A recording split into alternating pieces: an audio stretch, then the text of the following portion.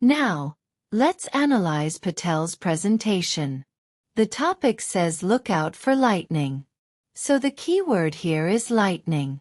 But the word lightning is used only in sentence number 4. So, the 3 sentences set the essence of the speech. That too. The hook is threatening and scary. It presents 2 opposite things, beauty and death. The second sentence gives another frightening fact, and finally the speaker arrives at the topic. So, the speaker sets the tone and attracts the attention of the audience. Next comes the preview where he replicates the topic and then urges the audience to listen carefully. He then proceeds to give an outline of his complete speech using sequence words like first, second, and third. Using such words will help him to maintain coherence and keep the structure intact.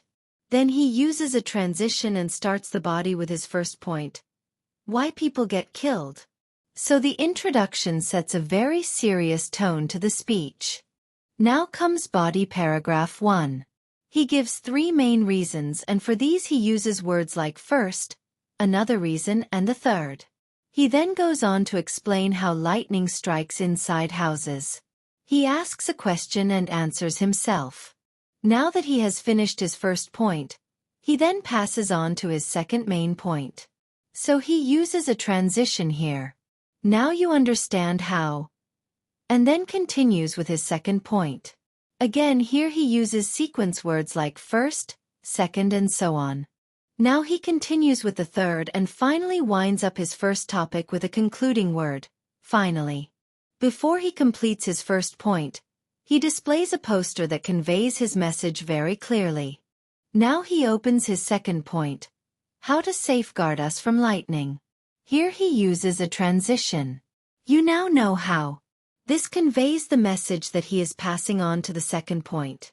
Again he uses sequence words like first, second, and connectors like for example. After completing his second point, he now again uses a transition to make a hint that his second point is over. He has now reached the conclusion. His conclusion recollects all the 3 important points he made in his presentation. Here again, he uses sequence words and summarizes the whole presentation. He closes with his final remarks with a line of advice.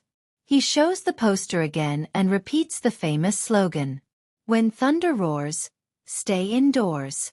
So gentlemen, that's all for this lesson. Now prepare your presentation and practice well until you become fully confident. Get ready for your exam. Not only in thunder. During exam days also stay indoors. All the best.